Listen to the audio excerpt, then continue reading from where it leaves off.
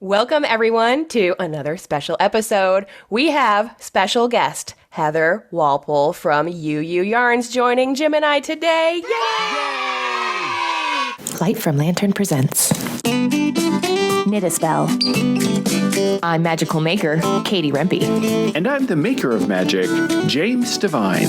Join us as we stitch together the symbiotic relationship between crafting And the craft.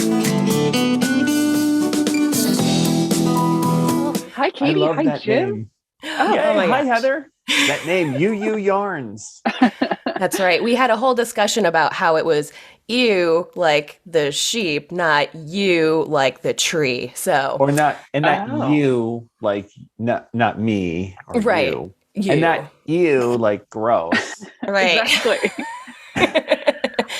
I also Yes. get a lot of questions. The United Unitarian Church or something. Also, they call themselves you. Oh, yeah, the Oh. Yeah. Yeah. So I get a lot of I'll get like a random, oh, I'm a you. And I'm like, oh no, I'm not religious. Yeah. I'm just about the lady sheep. That's Okay, right. so I'm just about the lady sheep. So what is a ewe? I was like, oh, isn't it a baby sheep? No, that's a lamb or something. And a ram is a male sheep, but a ewe Right. is a lady sheep. Exactly. Well, before we go any further, let me give a little background about Heather. So Heather is a graphic designer turned yarn entrepreneur. She's the founder, as we said, of Ewe Yarns, which is a line of merino yarns for the rainbow obsessed, which I am one of. I thought it was past due that we have you on, Heather, because you and I have known each other for a while. I was going to say, it's like 10 or 11 years, I'd say. Yep. Back when I was working at the yarn store, I sold your yarn as our luxury merino wool. Ooh. So it was always nice for people who were like, please no synthetics. I would be like, oh, well, then you'll love this brand, which is all Yeah. balled up and ready for your little one or whoever you're making stuff for. Yes. So as I then transferred over to the wholesale side of the spectrum, you know, when you enter a world that the person is in, of all these things you didn't know that they were dealing with, and then you're like, oh, the manufacturing side is so much different than the retail side. Yeah. I feel like that's when we really connected. Well, then also my sister fell in love with you at Skacel. And so you just became part of the family. What can I say? Yeah. Well, and we love Nancy too. So Right. So now I want to know, because it's podcast or video. So, I mean, obviously Heather is biased. So Katie, when I go in and inappropriately squish one of those skeins of yarn, Oh, it's appropriate. Don't worry. Yeah. what does it feel like compared to like other yarns? Like, Well, I just happen to have a sample right here. It's Oh. a scant ball, as you can see, because I've used most of it. But this is Yeah. the fluffy fingering, and if you squish, it is very soft and supple. And I will say Yes. that if you, not to speak on your behalf, Heather, maybe you should describe it. That's so is okay. it softer? Is it like softer than other? Is merino like a softer Yes. yarn?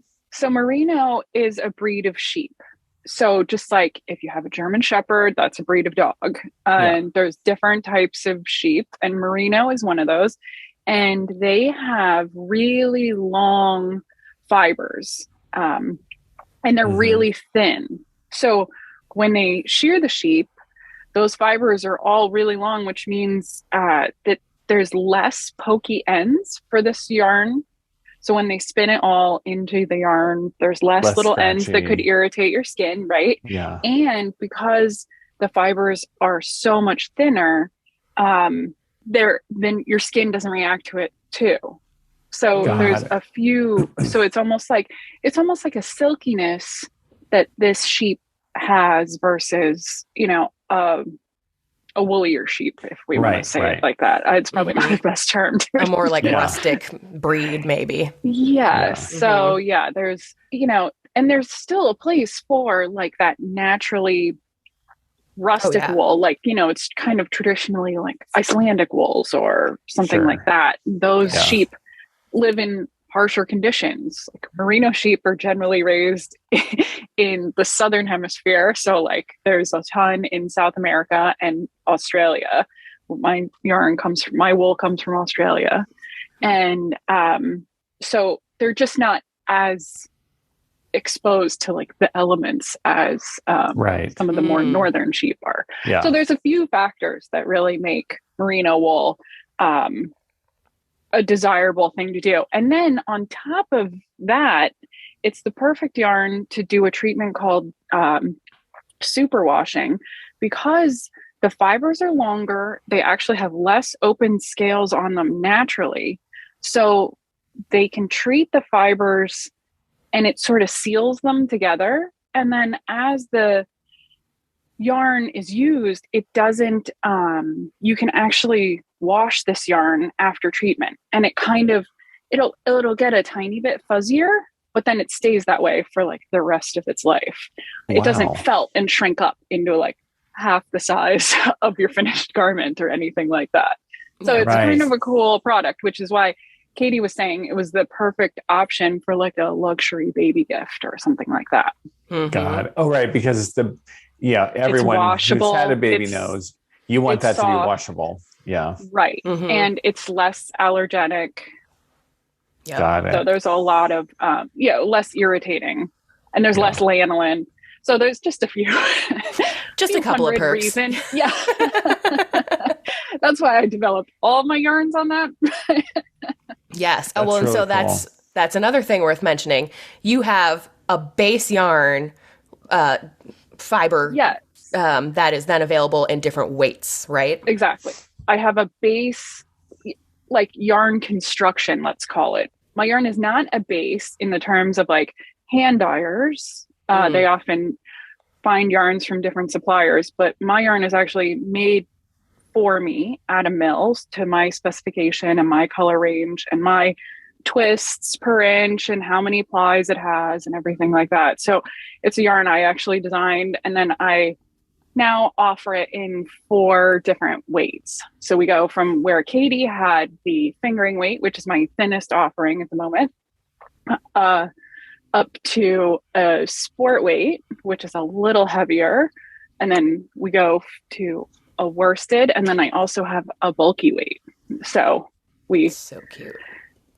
I kind of have like the same yarn in whatever size you might need. And then whatever color you might need, because I was looking at your website and I was like, oh, that is a fruit flavor rainbow, rainbow fruit flavor of options. Yes. Yeah. I try and kind of give each color its place. You know, I don't have like 15 different shades of blue. I have light blue, medium blue, and dark blue. Yes. And that essentials. pairs well with silver, or, you know, I think everything has its place. Tell me the journey from like, Heather, here I am, like designing graphically. I don't know. Were you a graphic designer? What were you like, working at a regular job? And one day you're like, I want to start a yarn business. Please walk me through. Yeah. So, I went to college for graphic design, and I've always had an affinity for design, but I kind of like and art and things like that. But I like the practicality of graphic design. So I was never going to be a fine artist where I'm making a painting and trying to tell you what it means. Like, no, I like to provide information and format it. And like I said, each color has its space. It's kind of how my brain works. So I was a graphic designer. I worked in newspaper, and I worked for IKEA in Philadelphia. Their North American headquarters were there. So I was doing signage for the stores. So like anything from the parking lot to a little takeaway flyer. You're probably one of the few people who actually know how to pronounce all those names. Yeah, right. We're like, no. Well, I'm like, Luckatrop? I don't know. No, the Swedes in the office. The Swedes in the office would perpetually make fun of us. Yeah. Okay, good. So that was a good company to work for, and I got a lot of experience doing stuff. And then my husband got a job out here in Southern California, and he was like, oh, hey, do you want to move to San Diego? And I was like, Yes. What day are we leaving? Yeah. It was like, I was 23, 24, and I'm like, we're going to move. Yeah, sure. Take me away. Oh my Fabulous. gosh. Okay. And so we moved out here, and thankfully, because IKEA is a big company, they had a place for me about 45 minutes away, and I became an in-store graphic designer. So then I was like, all the signage I had been creating, I was then responsible for implementing in the store. And then any other little signs that needed creating, it was all on hand. And we had like vinyl cutters and, you know, the whole Sure. huge print machines and fun stuff, like all right there in store. And then, it kind of happened the way you said. My sister was at a trade show here in San Diego, and we got together for dinner, and she said, so I was wondering if you wanted to open a yarn store too. And I was like, I'm sorry, what? And she's like, I thought it might be neat if, you know, I have my store in Philadelphia and you could have a sister store out here in California. Okay, wait, your sister already has a yarn store? Yes. And so are you already a knitter or a crocheter? Or are you already a yarny person? No. She's yarn adjacent at this point, I think. Yeah, I knew how to knit, but I was twisting my stitches, which was okay because it was the felted bag craze of the early 2000s. Yes, I remember. All my knitting just got boiled anyway. That's a good test for your superwash yarns in the future. That's funny. Yes, yeah, right. So yeah, she sort of said, would you like to partner with me and run a store out here? So I did. At like 25, I quit my job and found a location for a store here. And she helped me put it all together. And I ran a store for 3 years. Oh, okay. I didn't know that. Oh, yeah. 2004, 2005 to 2007 or 8, something right in there. So the interesting thing about the similarity here is like, husband says, hey, I got a job in Southern California, want to move? And Heather's like, good to go. And then sister's like, hey, I want to open up a store where you live. So we have one in the East and one in the West. And you're like, okay, good to go. Right? She's down. If it feels right, that's kind of how it goes for me. That's awesome. I love that you said that because it isn't just like Heather will do whatever someone says. It's if it feels right or if you're really like trusting your gut, right? Yeah. This is so cool. Yeah. Well, because I'm sure so many listeners are crafters who have thought at some point, like, I love yarn and knitting or whatever so much, I wish I could open my own store. So to hear someone who actually went through, did you see that face? I'm going to zoom in on that face. We're gonna follow up on some of that in a minute because I think that there's more to the story about like, she did that for 3 years, not forever. Yeah. Right. So then where did it flip? But also you had some retail experience, both from the corporate retail environment and I worked retail all through college. Yeah. And from then in store and, you know, working in graphic design, but that's also adjacent to what marketing and then store operations and understanding, you know, when you're doing signage and graphic design in a store, you're understanding wayfinding, you're understanding the marketing, you're understanding like customer experience. So you're not just a graphic designer, you're actually understanding the customer experience. So don't think that it's just this little silo when you're actually in store ops.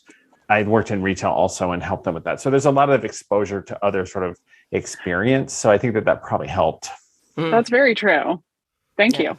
That's actually a really nice way to look at it. Jim's great at offering alternative perspectives. I mean, you're not going into opening up a store with zero retail, retail like bigger sort of retail, how does it actually work experience, right? Yeah, the store part was not scary for me. It was welcoming knitters and I didn't really know how to knit or crochet.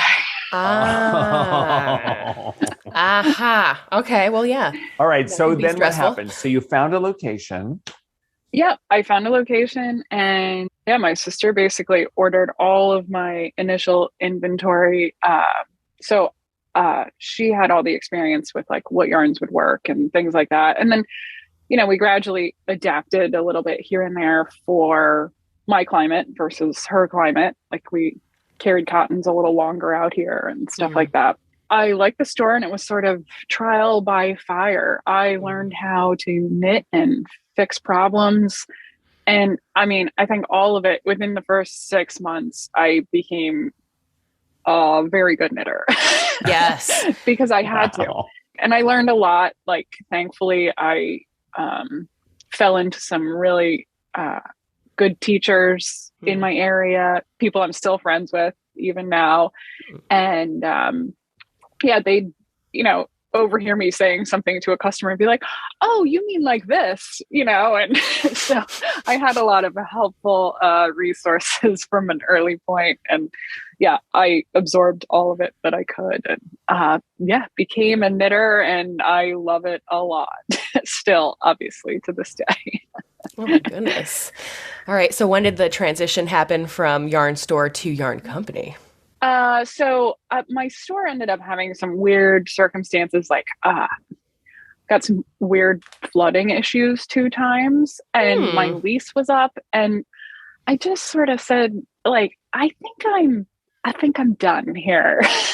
And my sister was like, oh, I get it. And they were wanting me to sign a 5-year lease, which was even longer than my first lease. And I'm like, I really just think I don't want to do this anymore. And they were totally fine with it. So thankfully, like we said, we had the 2 stores. So it was like, I did some selling, but then a lot of it we just moved over, because by that point, 2007, I want to say, she was selling online too. So the inventory having more inventory was not a problem for her.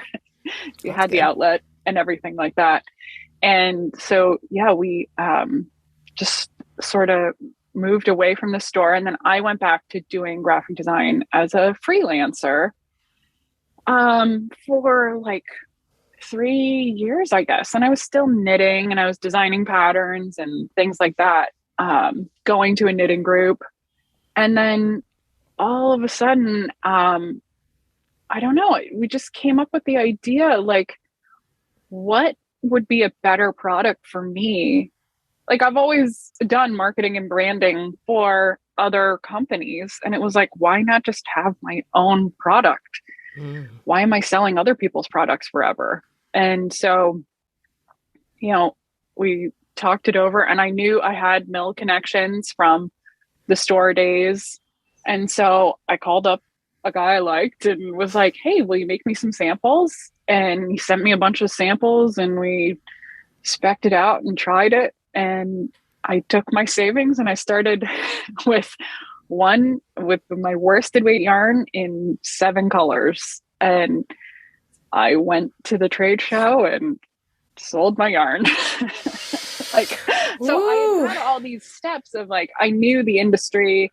I knew a yarn that would sell in the store, and I knew how to do the trade shows. I knew that I needed pattern support. So I had a lot of, like you said, working knowledge about all the other steps of what it would take.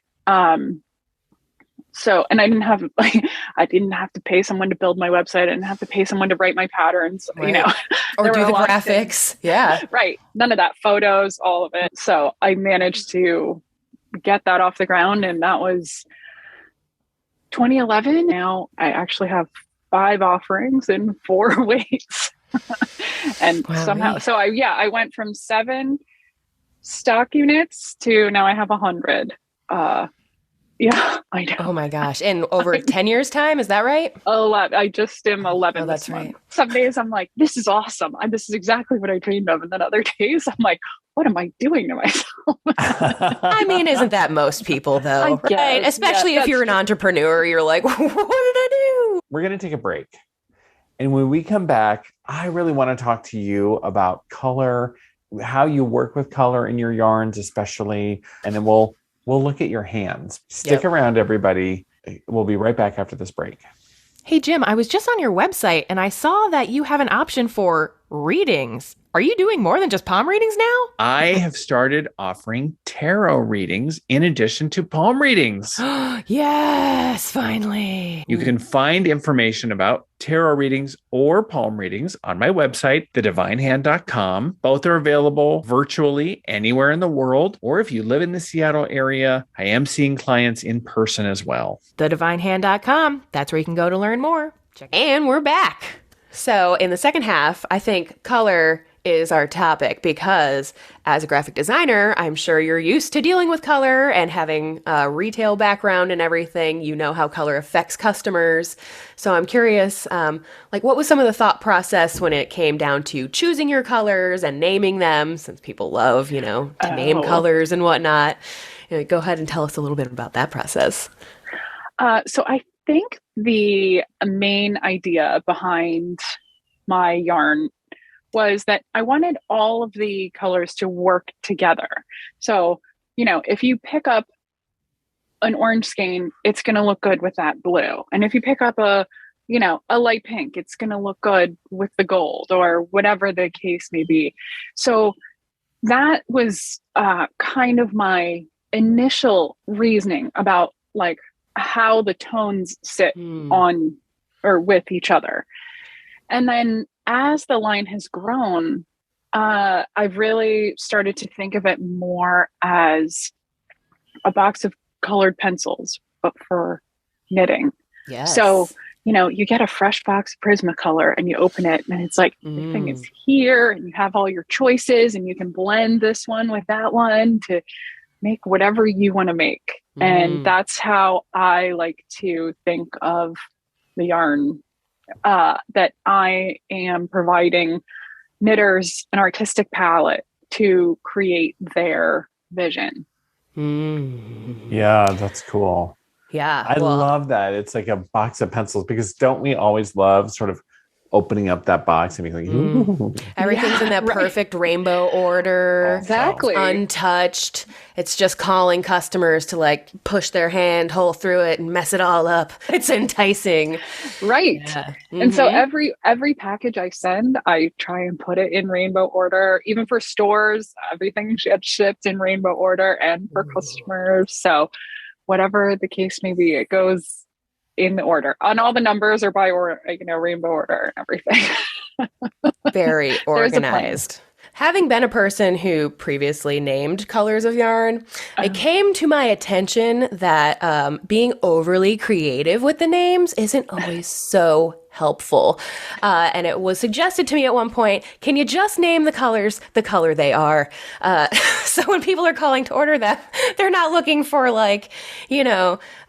happy time at the sun or whatever, Disco Yeah, exactly. Something that doesn't even allude to the color at all. Yeah. Well, as a colorblind person, this is definitely a problem. Oh.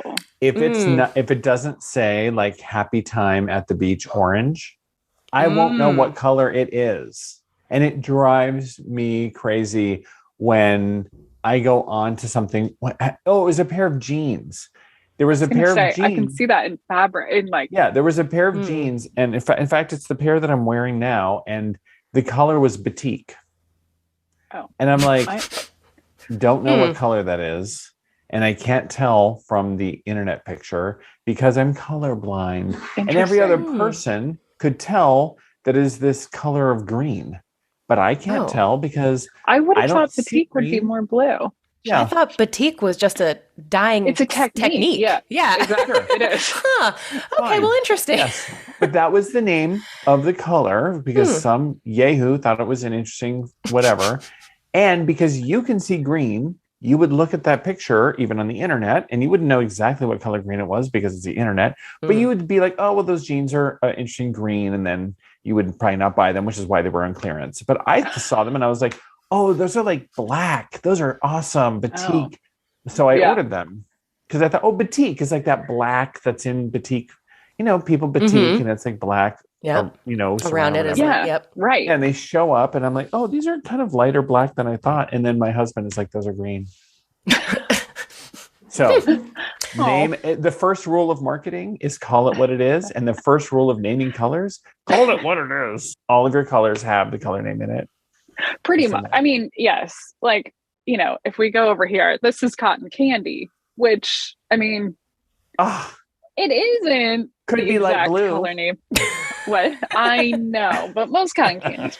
How often do you tend to have color discussions with customers who we want drama, we want gossip, we want an argument story is what we want. That's right. Yes.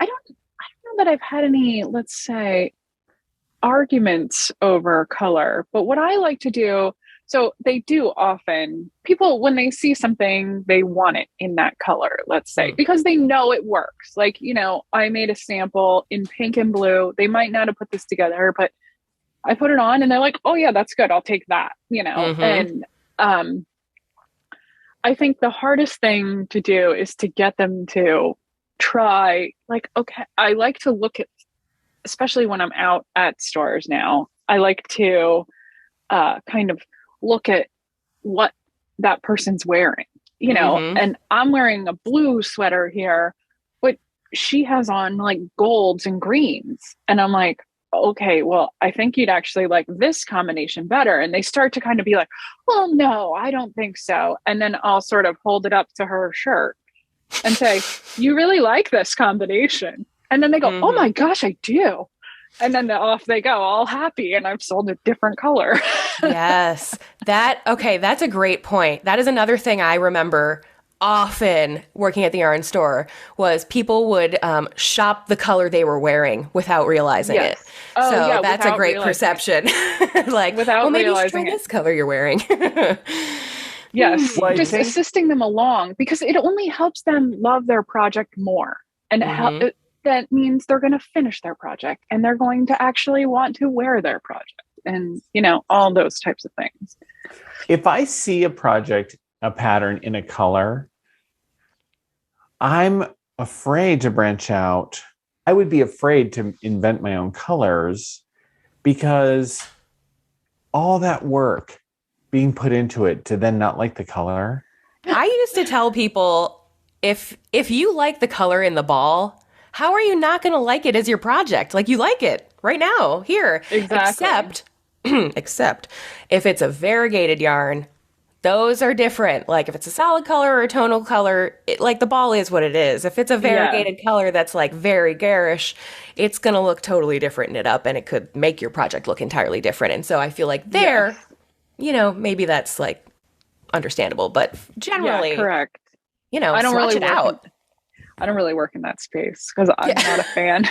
I'm not a fan of variegated yarns very much. So it was always a hard sell for me too. So you partnered with Katie on a recent knit along, was last month, knit along with the River Mitts. Was that right? The River Mitts knit along. Oh yeah, right here, in fact. Beautiful. Yes. And mine you are out. I'm using that. Ooh, look at you in use. And it was your yarn, your fingering weight yarn that was suggested people use, right? And could, purchase and everything, which was super awesome. I love this. My question is really around, okay, so here's Katie exploring this interaction between magic and color magic and magic and creating and crafting. Has it intrigued you? So I have always thought about color evoking emotion. We have serene palettes, and we have, we can just go the opposite. We have like angrier palettes or more vivid combinations that happen against each other that cause emotion.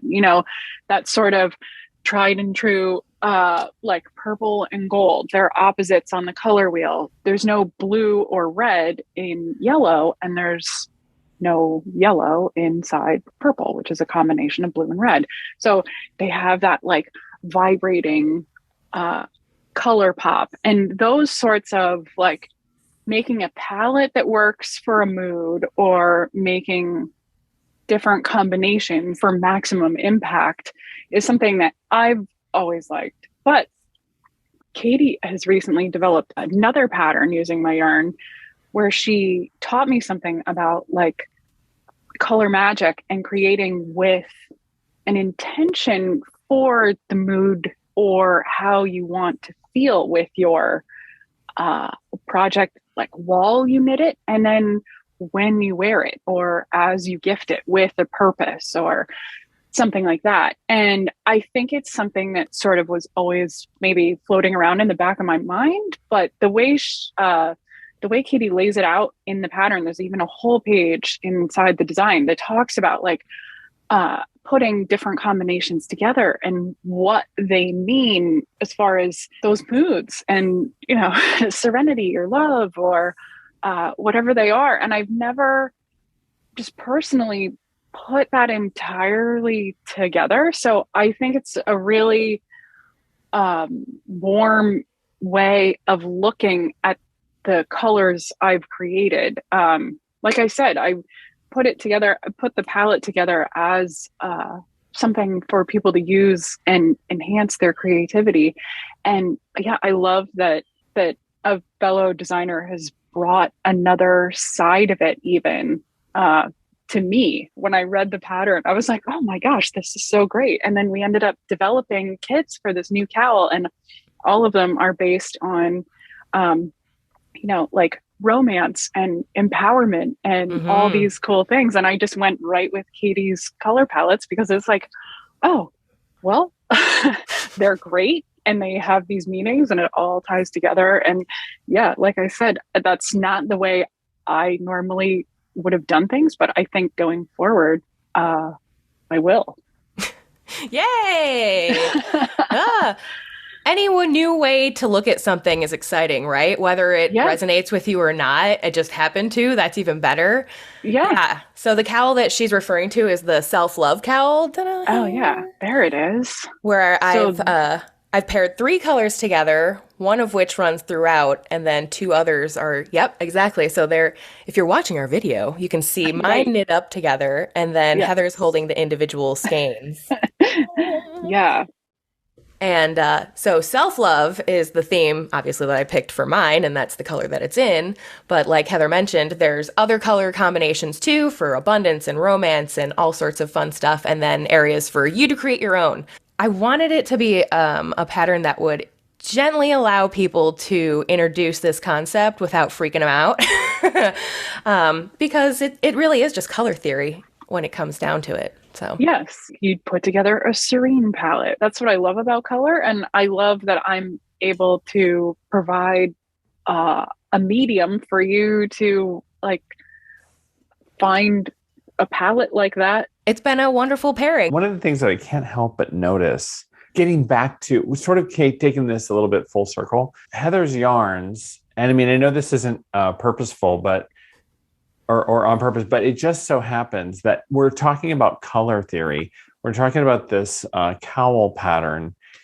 And it's just very interesting as I'm looking at the names of the colors, because a lot of the colors are named for fruits, foods, herbs, and gemstones. Those foods, herbs, edibles, and gemstones, and even concepts like the sky are also have associations magically and spiritually and sort of metaphysically. So one of the other things that's possible as you're working this cowl or as you're doing something, soft sage doesn't actually have sage in it. Because the name of that yarn is soft sage, it is evocative of sage. You can also imagine the properties of sage that exist in that yarn.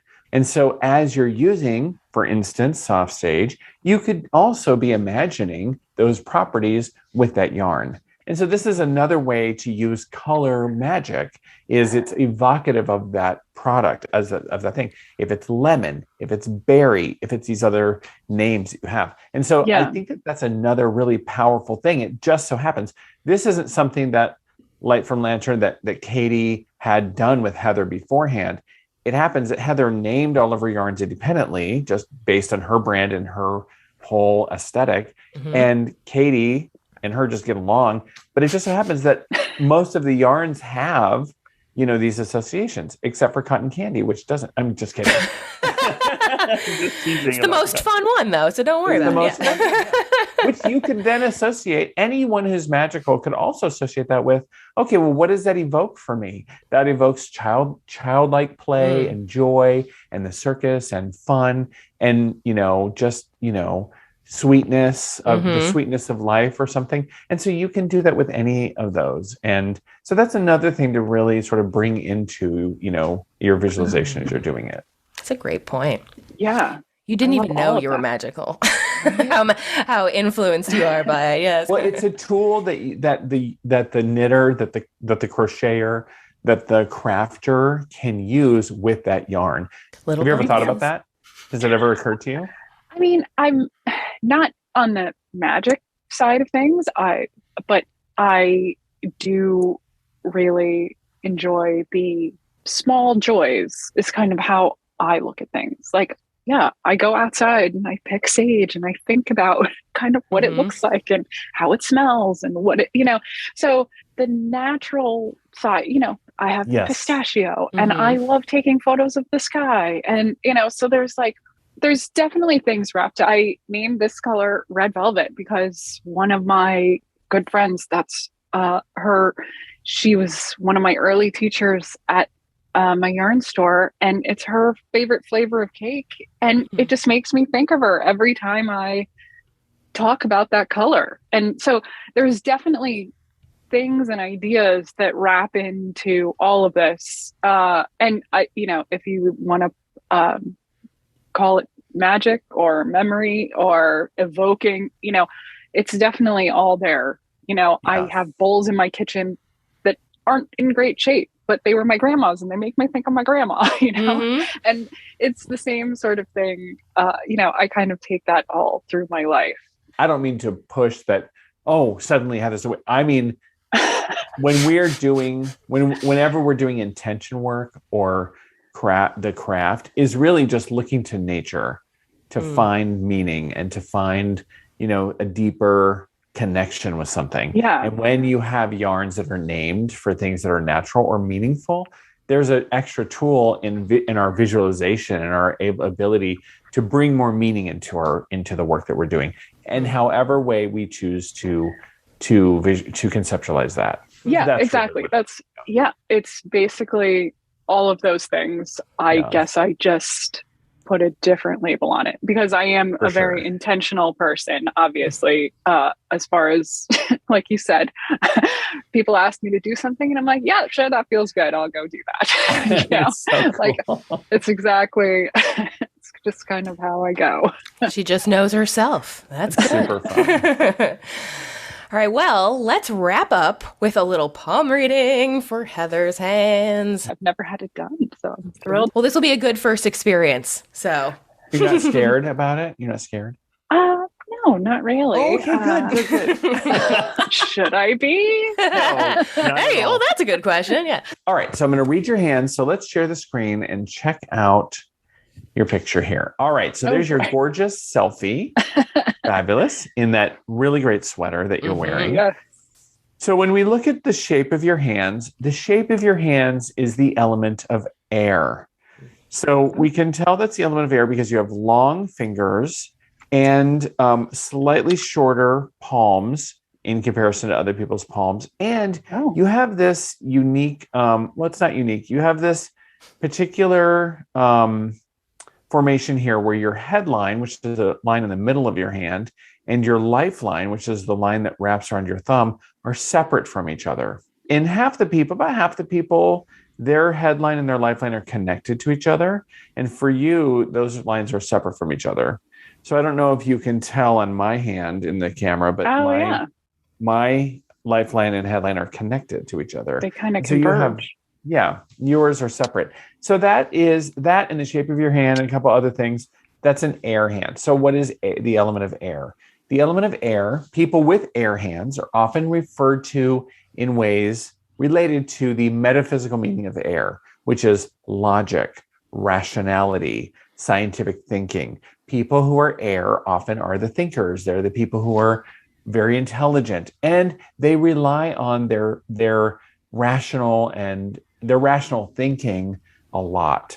So, for instance, if I were to come to you with a lot of emotion and I were to say, "Oh my God, this thing happened," blah blah blah blah blah, you and we were friends, you might say, "Whoa, whoa, whoa, Jimbo, okay, okay, honey, okay, all right, now what happened? Tell me. Hold on.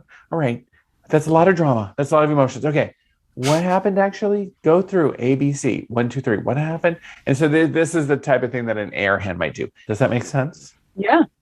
Let's look at your body language. So the body language that you're exhibiting in this picture says a lot about your unconscious and what's going on. So your thumb, do you see how your thumb on your left hand is slightly less open than the thumb on your right hand? Mm-hmm. The thumb on your right hand represents you in your public life. So you in your business, in your public life, in the world, what you're doing.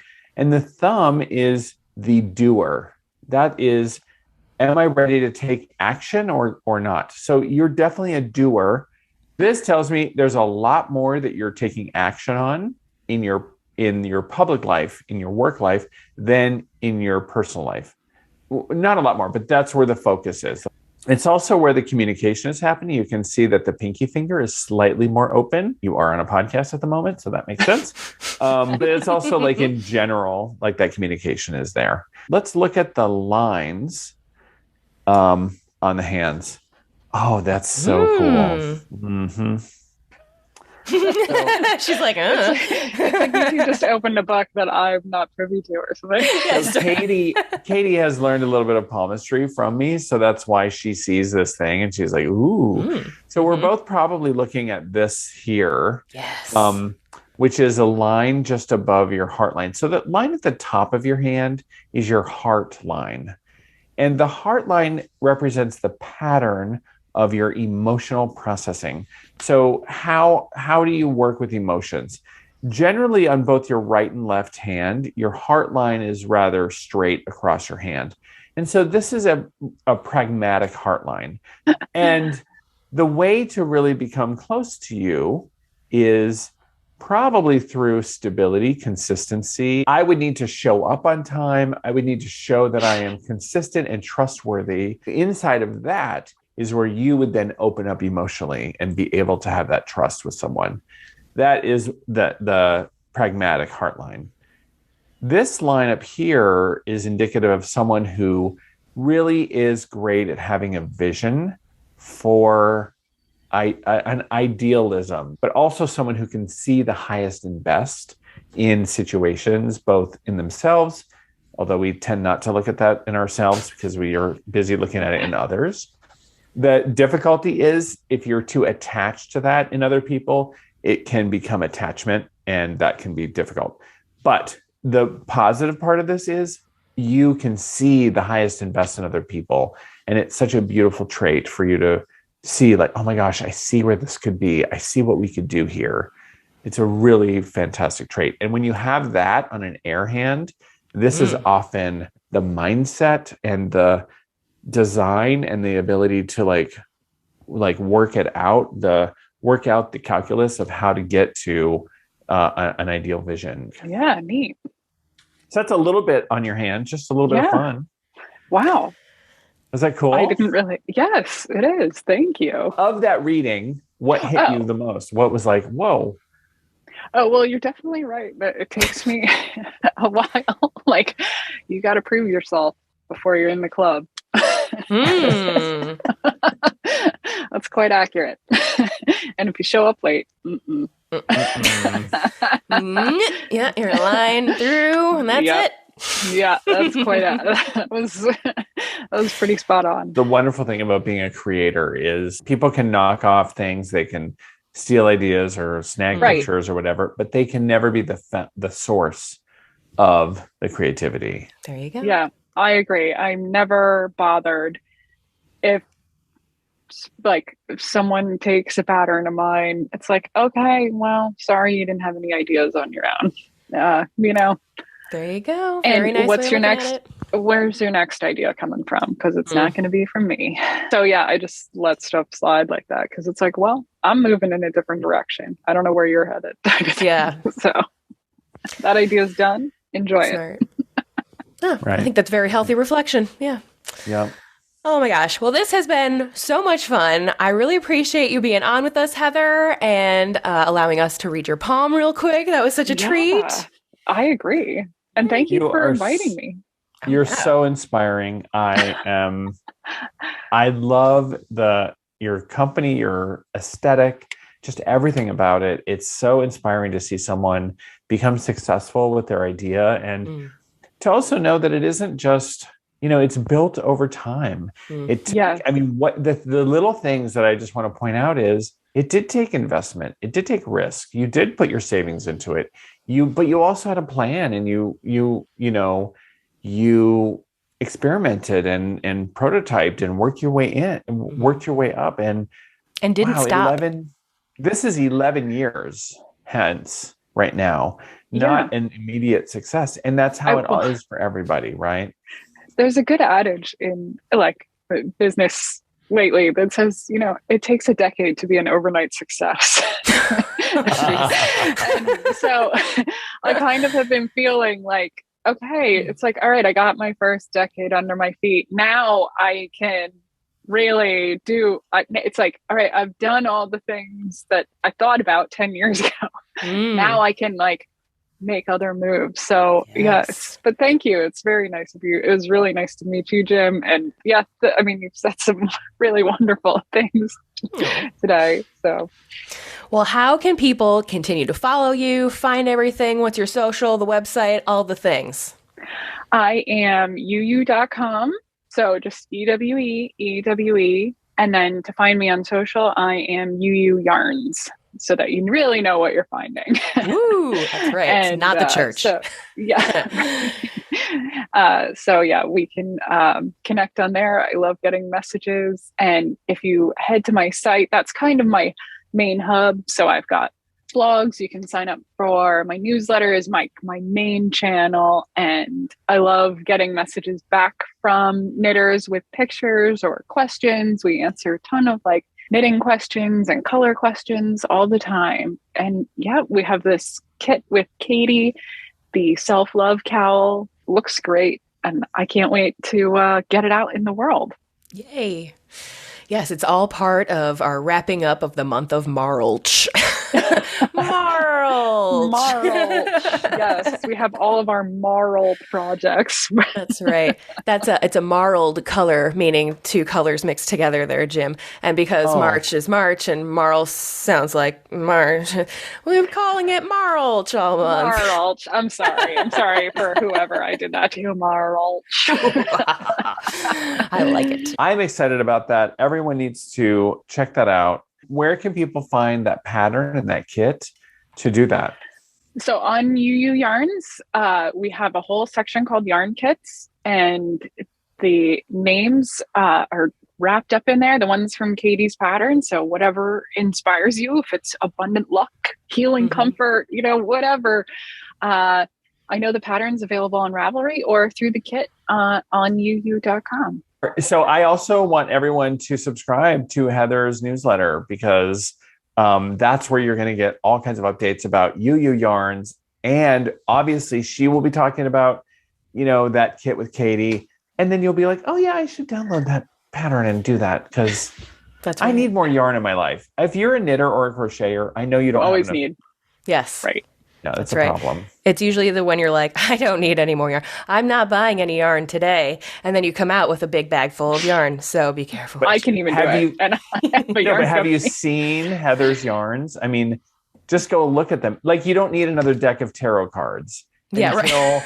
Katie shows you a new deck of tarot cards, and then you're like, except for that one. Then no more. Yeah. And then one more, but then no more. Yeah. So knitters love tarot cards too, or tarot decks. Yeah. I was talking about this interview coming up, and a few of my knitters at my sip and stitch group were like, oh, I have tarot decks. Oh, I have 6. Oh, I have. And I'm like, wow, we have never discussed this before. So I'm very excited. This is where we need to be guests at actual stitch circles and do tarot and tarot and stitches or something. Well, when Katie gets her van and drives on down. Yes. Going on tour. Yes. One day. Anyway. Yes, well, if you haven't signed up for Jim's newsletter, you know where to go and find it, thedivinehand.com. Also, all of his classes are on there under the Learn section. And for heaven's sake, book a reading already. You want to know what's on your palms. You just saw Heather get hers read to filth. Just book one already. And then you too can know all the things that will help you in your life. So there you go. Boom. Plus you get like time with Jim, and that's awesome. Not that I'm biased. I promise that you'll laugh when we have a reading together. There yeah, you go. That's true. So. Awesome. Well, thank you, Heather, again for joining us. Thanks, Jim, as always. And we'll look forward to seeing everybody again next week. Awesome. All right, everybody. See you next week. Thanks, Heather. Thanks, guys. Bye-bye. Thanks for listening, everybody. And don't forget, new episodes of Knit a Spell are conjured every Wednesday. Learn more at knitaspell.com and follow our Instagram page at Knit a Spell. If you have a quick second to support the show, feel free to drop us a review on iTunes or share this with a friend. Jim and I appreciate your support and look forward to seeing you next week.